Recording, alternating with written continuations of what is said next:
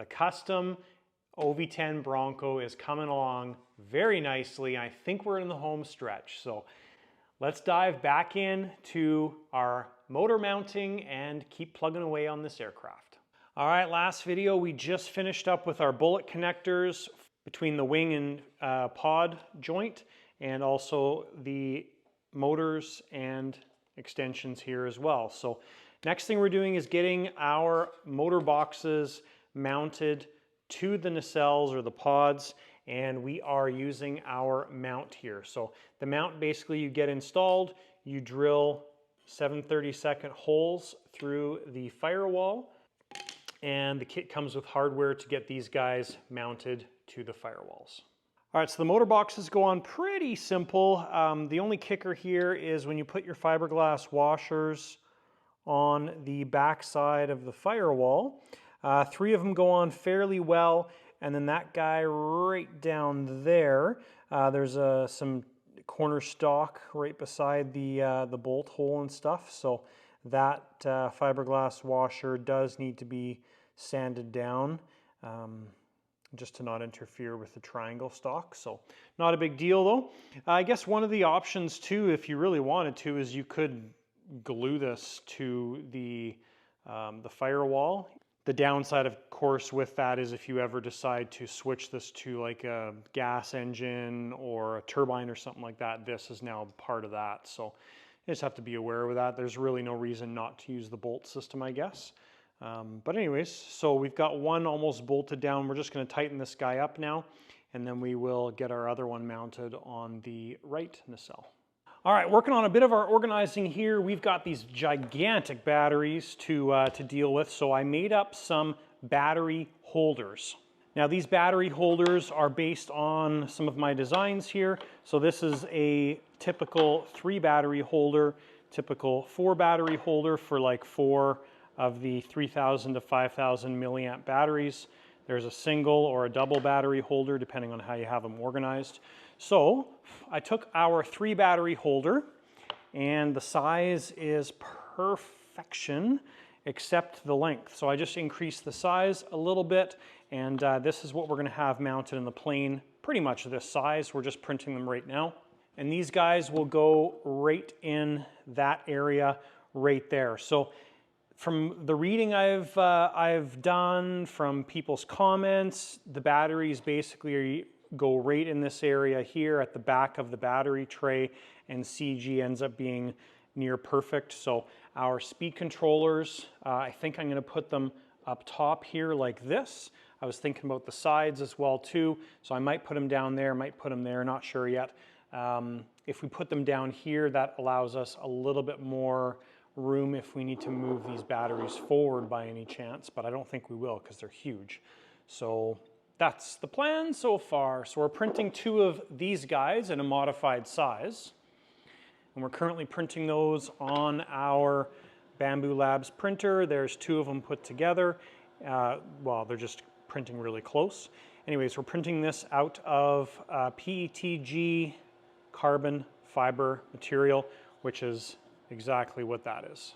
All right, so we're going to get our connectors done up here. Now these are the ginormous connector that we're using for this battery. So this is the ones that the owner sent, and pretty straightforward connector. They're just huge. So we're going to get these leads from the speed controller installed on each of those guys, and that will allow us to get this installed. Now, I was just talking about where to put these speed controllers, and part of the reason I was thinking about putting these up top is if we put those right up top like this, we can have our bullet connectors right on here. So when we put the wing on, or the center section of the fuselage, you've got easy access to your bullet connectors right there. So that would be also one of the benefits of putting those speed controllers right in that location versus down there. If we put them down there, we're going to have to put some wire extensions on, most likely, and so we'll see. I'm going to play around with that a little bit, but we're going to get these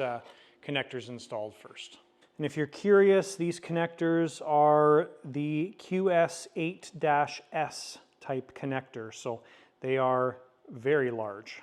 All right, so we got everything plugged in here, just playing around with the Meson speed controllers. So we've got our throttle lead plugged into the appropriate channel. We've got our EXT cable plugged into the appropriate channel, and obviously no motor is plugged in.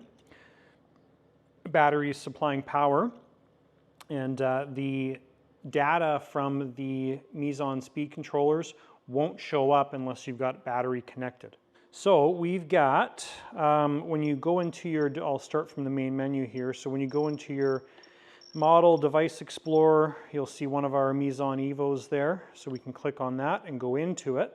That brings up all of our options. So you've got a setup menu here. So you can go into the setup menu and you can set up all the basic functions from the radio system. We can go into expert menu. I haven't been there yet.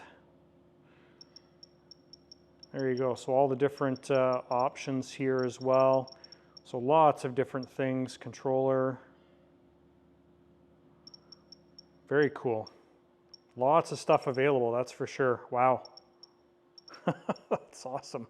So we can control this by EX bus as well too, which is interesting. Very interesting. So, start assigning of control. Very cool. So without our throttle cable plugged in, so we could actually unplug this throttle cable here, and we can control it via the EX bus channel. So you can see there we're minus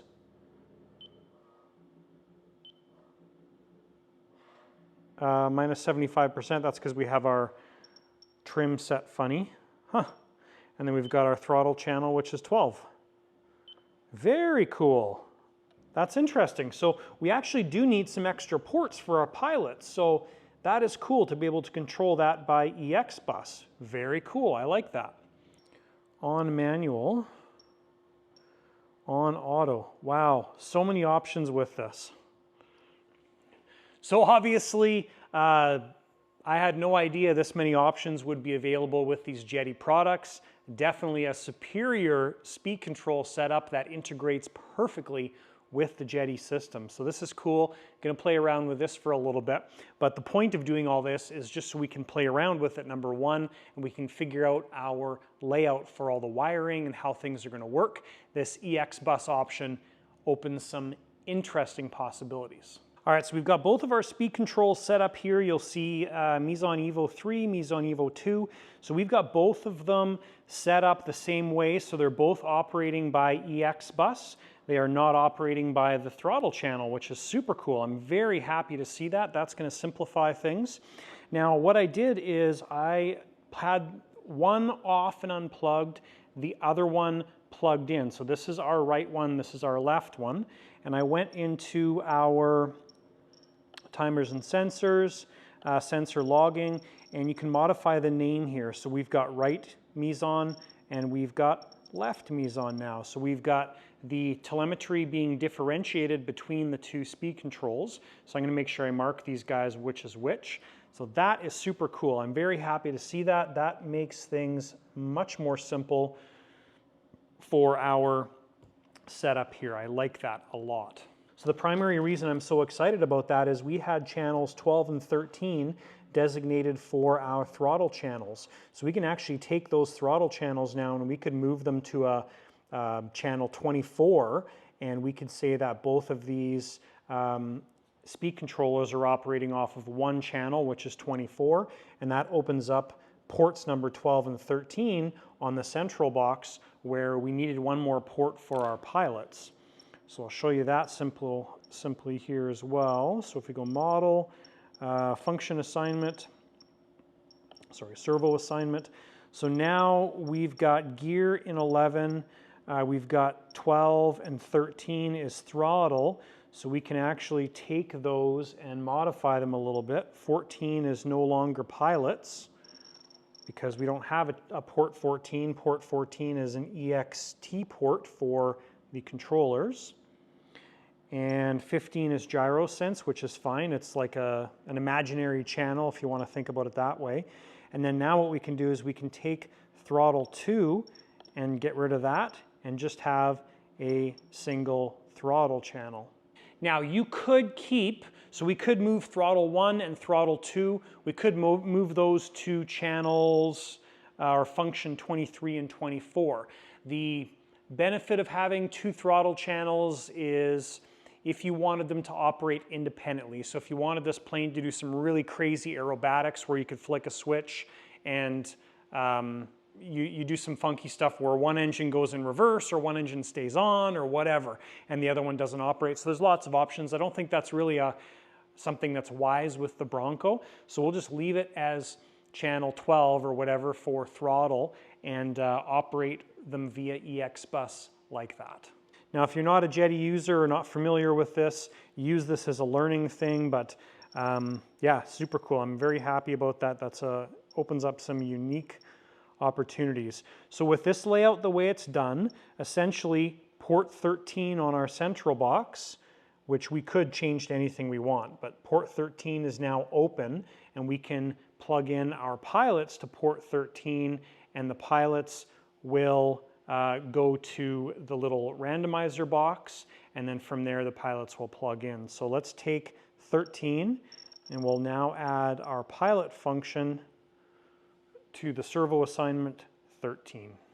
All right, and 4.5 hours later, our battery holders are complete. So these will have Velcro that goes around the batteries, and I think that should be sufficient. Obviously, the sidewalls of the battery holder are going to help keep that in place. And this is also quite thick as well, too. So there's, I can't remember how many layers to these guys, but there's 3 layers, and a little bit of fill on the center. So there's the slots underneath.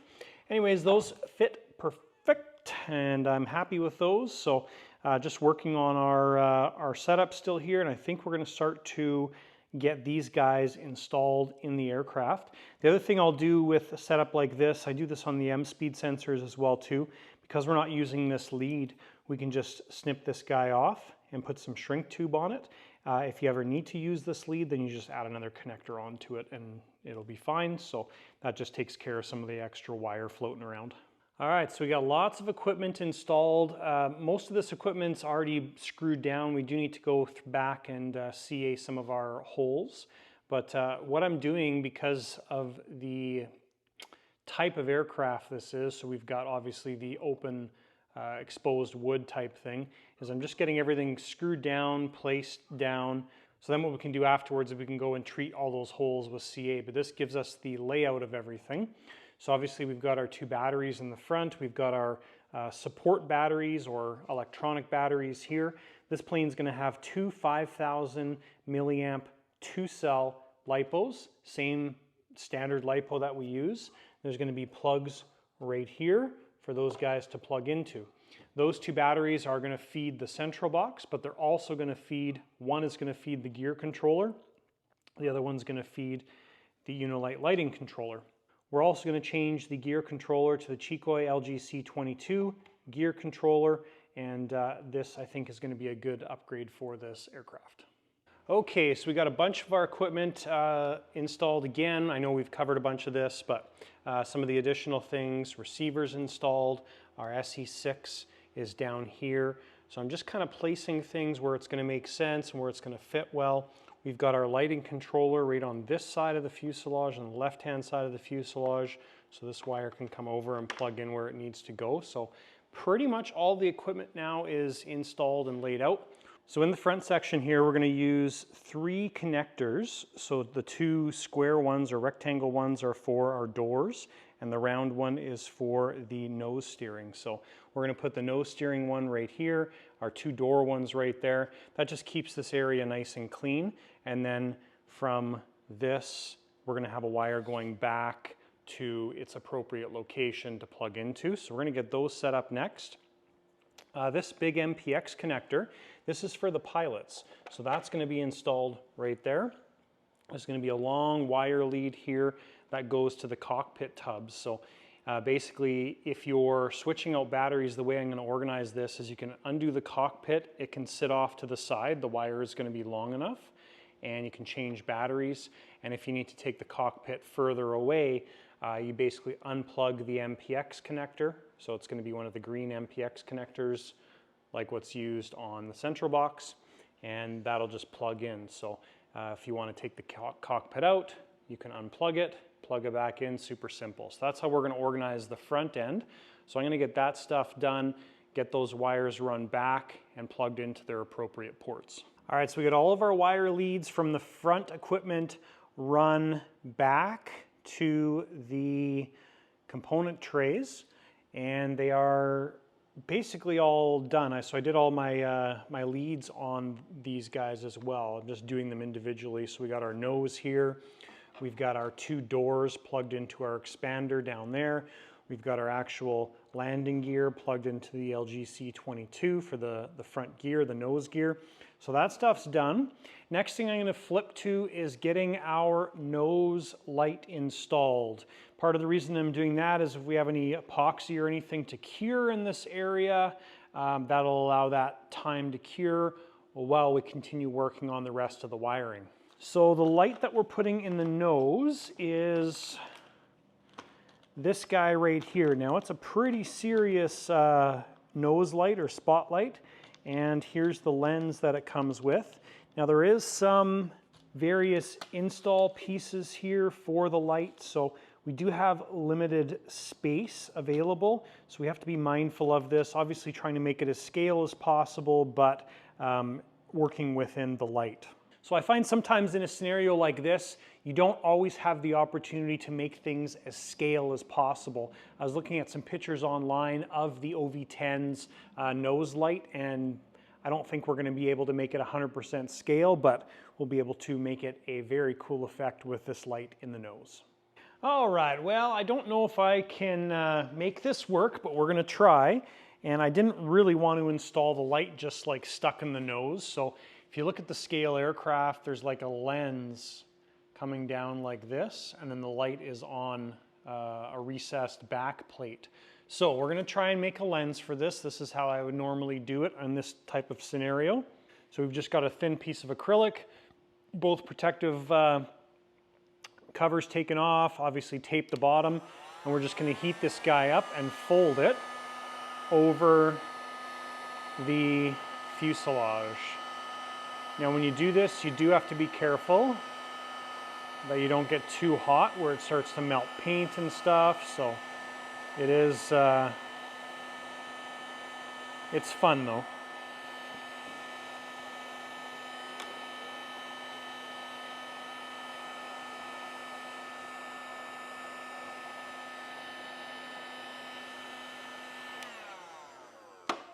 All right, we are starting to melt paint, which is no good.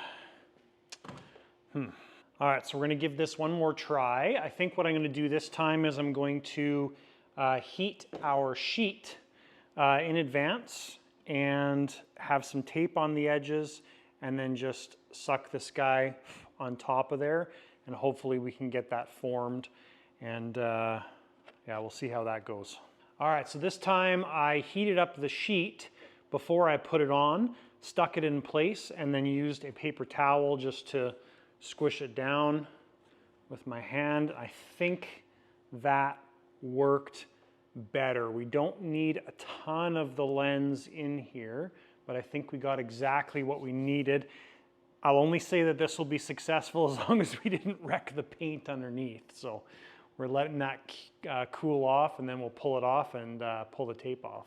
All right, and before I pulled this off, I just took my Sharpie and kind of made a outline of where I think the light would go. So if you look at some of the scale pictures, you can see that it kind of comes along the bottom, but the light lens itself is recessed and pointing this direction. So I think that looks fairly accurate. So at least now we can pop this guy off, and we've got a decent spot to be able to cut that out of. Now let's see what the rest of it looks like.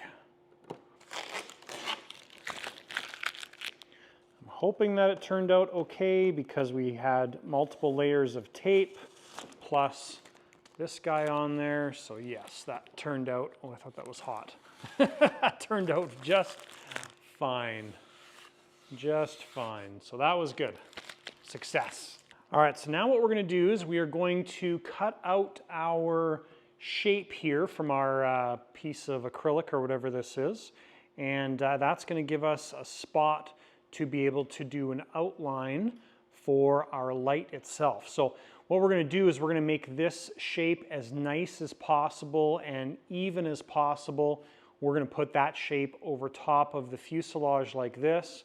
Just do a light pencil outline, and that will give us the outermost limits of where we want to put this lens, and then we're going to Dremel a hole that's narrower than that. So I'll take you guys through all these steps, but first thing we're going to do is cut that guy out. All right, so we have our lens cut out there. Obviously, we've got the arrow just pointing up forward, and I've installed this where I want it to go and taken a pencil and did my outline on there. So now we can clean this off with rubbing alcohol, and this gives us a location to stay away from. So what I mean by that is we want to install or do our cutout, and I'm going to draw this all the way around. So we're going to do our cutout, let's say about 4 millimeters away from the perimeter. And that is going to allow us some surface to mount our lens to. And so I'm just going to go around, do that, and we'll take our Dremel and we're going to cut out the center section.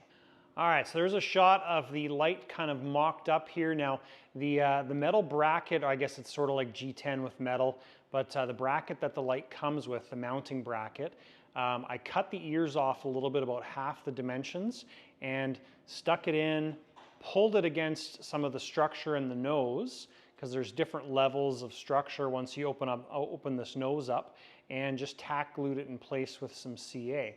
So that is turning out very nice. I'm happy with that so far. And so I'm going to pull the light out again now and see what we're going to do with our lens mounting. So the lens mounting itself, we have a couple options here. I would like it to be recessed if possible. So in order to recess that, we're going to have to trim this out a little bit, which isn't a big deal.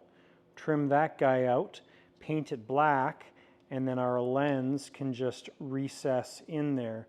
The only downside is we don't have any screw surface, so we could just spot glue it with a couple drops of E6000, and then if this ever needs to get changed, you just pop the lens off, pulling the E6000 apart essentially.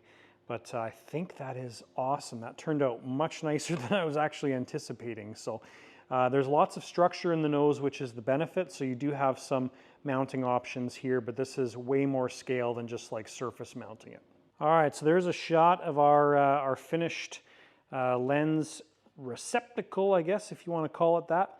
So I took my X-Acto blade and I just cut around the perimeter of the pencil mark that I had created. And then what I did was I took a variation of the Dremel, a little mini file, my X-Acto blade, and I created a recess on the lens receptacle. And the point of that is now when we install that lens, it sits flush with the skin of the aircraft. That's wicked. So now it'll be nice and flush, exactly what we were shooting for. So next thing I'll do is I'll take some thin CA and I'm going to soak all this balsa around the nose here. This is very fragile. Once we soak that in balsa, it'll be much better, much stronger. Then I'm going to take some aero epoxy, get this guy glued in from the back, and then we will paint this area black so it is nice and invisible and scale looking. And just for some reference here, I've been working on the front part of this fuselage while it's sitting on the ground on its flat edge there, and I've got a step stool here in the shop. So I've prepped off the nose area to paint it black. Now I've gone beyond the edge of the lens, and this is going to help clean everything up. So we use thin line tape and put that all the way around. That's like vinyl strip tape. And now we'll just paint this black, and then when we glue that lens in, it will completely disappear. All right, so we got our everything painted there, pulled our prep off, so that turned out really nice. I'm happy with that. Now I'm just looking at where we are going to put our belly beacon. So this is a belly beacon that comes with the Unilite kit. There's a lens that goes on there. So I was just, obviously the fuselage is on its side, and I'm just getting the center drop tank geared up here just so we can see how how everything works. So you've got the pylon that mounts right there. So I'm just going to get this stuff laid out how it would go on the aircraft. And then the drop tank lines up right about there. So that's the position of the drop tank to the fuselage. So really, that beacon shouldn't go anywhere in this area. Doesn't make sense for it to mount on the back portion. So we're going to be mounting the beacon right in this area right here, which actually isn't bad because you've got, I think, good access right behind that gear door, which is right here. So yeah, if we're mounting it right in that area, it's going to be right underneath the front landing gear. So that should work fine. And essentially the way that this works is your lens just sits on the edge right there. So basically you want to have that much coming out of the fuselage, hardly anything coming out of the fuselage, and then the actual lens just fits over top of there. So this beacon comes with two different lenses, the round lens and the deeper square lens. This one's going to give you a little bit better reflectivity because of all the design in it. So it'll be brighter from the base versus the round one. But we're going to use the round one because it's going to fit better on here and be less obtrusive when it sticks out, which is something that I'm looking for versus this guy. All right, there's the top side of our belly beacon. I just installed some goop around the inside of the light. So what I did was get the hole done. I just started a hole and then I used my Dremel after I took the lens, installed the lens on the underside of the aircraft, traced around it with a pencil so I knew exactly how much to take out. And we got the lens glued onto the light, slid the light in place, tacked it with some thick CA from the top side, and then installed shoe goop around the top side, and that will be nice and solid now. Well, it already is solid, but once that shoe goop cures, it will be perfect. I'll probably have to extend this wire because the wire is going to come back, and our lighting controller is right here, so it's got to come back along the base and then come up. So we'll have to extend it just a little bit, which is totally normal. And now we're ready to glue our nose light in. So basically the nose frame has been installed in the nose as we've previously discussed. I've glued one of the trim pieces, so this light comes with 3 different trim pieces. So I glued that trim piece onto the actual light itself with a little bit of CA. And when we install this, we're going to put some shoe goop around the perimeter. That's going to glue the light to that metal housing that is the receptacle for this piece, and also the little frame piece here acts as a stop, but it'll kind of tie all that stuff together. Before we do that, we need to get a line fish through the nose opening to back here, just to make sure that we can pull our light through or our wire through. Hi, are you helping with the Bronco? All right, guys, we have the nose light installed. Obviously, you can't see anything, so we got the nose light in place with a little bit of shoe goop. It slides in nicely, and then I put a little bit of shoe goop around our recess and stuck this guy, the lens in place, and then squished it down and taped it. So hopefully it doesn't peel our black up. If it does, we'll just repaint the black, but we're letting that sit now and cure and do its thing. Huge success with that nose light. That's one of the things I was actually quite worried about, and turned out awesome. All right, so now what we want to do is we want to get these leads extended to the back and get them essentially run and plugged into our lighting controller. So we'll do that next. I'm probably going to solder our wire extensions on here. So like the nose one as an example, I'll keep a large portion of this and then just solder our extensions onto each of those guys. Obviously you need to save the plugs, the specific Unilight plugs, because this is the plug that fits into the lighting controller. All right, so as a step to moving into wiring the wings and nacelles and everything, got my through fitting installed here. This is a 15 by 40 through fitting. These are available on our website as well. So this is where all of our ash lock connectors are going to come through and connect to the center part of the wing. Now the center part hole is right in this area. I may make another hole on the side, each side, for the connectors going to the ESCs.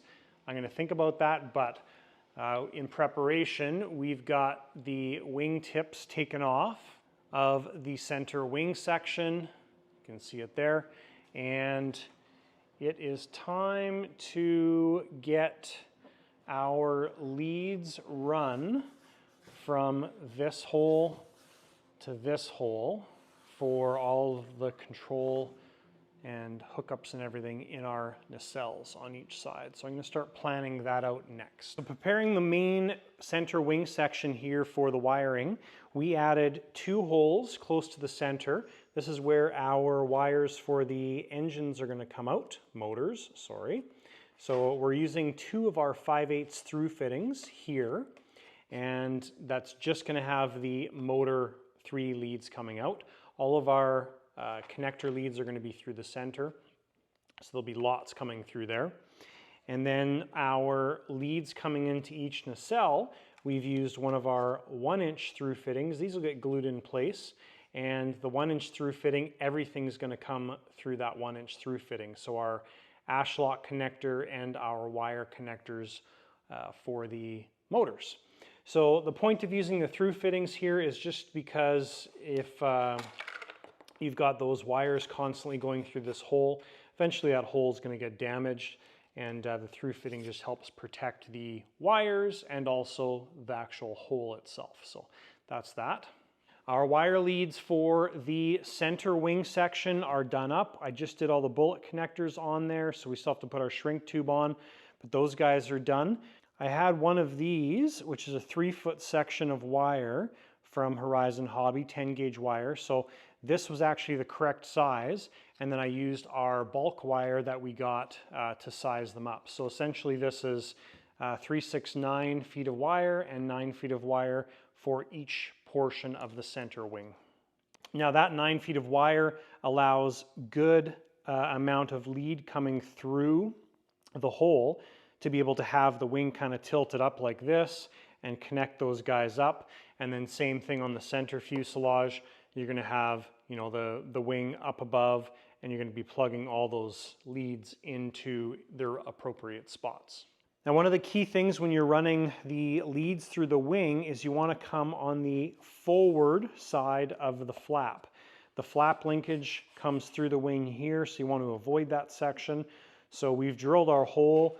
We ran some shoelace through there, and that shoelace just comes like this out the opening right here. So as long as we get our wiring to this point, we're able to fish it through our holes quite easily in both spots. All right, so we got our power leads pulled through our wing. I used a shoelace to pull those through because they're quite heavy. And as mentioned previously, we've got them installed here. They go on the leading edge side of the flap portion there. And we are going to pull these guys through the opening here as well. And then they come out for now, the center section, and we'll feed them through here as well. While we were pulling these guys through, I also pulled another shoelace through, because then we've got our connectors here at the nacelle. So I've got all of these installed on the other side of our ash lock connectors. You can see here. And now what I'm going to do is I'm going to go through and label all of these guys. So I've got to label all the leads on our ends here. We can't put the other side of our ash lock connectors on because none of that's figured out yet. So we've got to label each of these wires though, otherwise we have no idea what they're doing. So that's why we ultimately put these labels right here. So we're just going to take a little bit of masking tape, put it on the end, and I just take a little fine Sharpie and write on the masking tape what that lead is. Once that's done, then we will feed these wire bundles through the center wing section. So as an example, that is the right nacelle. That right nacelle goes right here on this side of the wing. So we'll feed the connectors will stay here. The wire leads will come through, and when they come through the center part of the wing, it'll just add more of these guys just like that. So lots of wiring in the center section, but things are looking really good. And I gotta say, wow, big step complete getting all of these wires run into the center section of this wing. This is probably one of my most stressful parts about this project, is just the amount of wiring going into this random, well, not random, but center wing section. It's crazy. Like when you think about a normal like turbine aircraft like that, obviously it's in the fuselage, there's a connection point at the wing, and that's it, right? When you're dealing with this Bronco, you've got the main fuselage, a connection point to the center of the wing, then you've got a connection point to the nacelles, which is almost like having 2 additional connection points. So it's pretty wild, but I think we're good. So I'll show you guys in more detail here exactly how things are done. Okay, so obviously center portion that goes into the fuselage, we've got left and right motor hookups here. Now I did mark one of the blacks on both ends with a yellow mark. Now ultimately this isn't going to matter at this point so much, but really what happens is you want to have these connections going together the proper way or the same way. You want to have these connections going together the same way. So it doesn't really matter how we do them right now at this point, because we can change the blacks around at the actual motor connection, which will reverse the movement of the motor.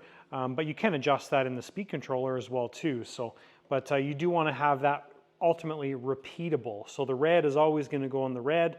We'll mark one of the blacks and the other one will be black. So it'll be fairly straightforward once it's done. Our center connectors here, that's going to be a huge bundle of connectors. You can see our nacelle connectors here, so we've covered those in snakeskin, and this is the one with the 12 and 6-pin connector. And this side here is the one with the single 12-pin connector. So that snakeskin differentiates our lines coming to this portion, and then our lines are separated from one side to the other. So everything's well organized at this point.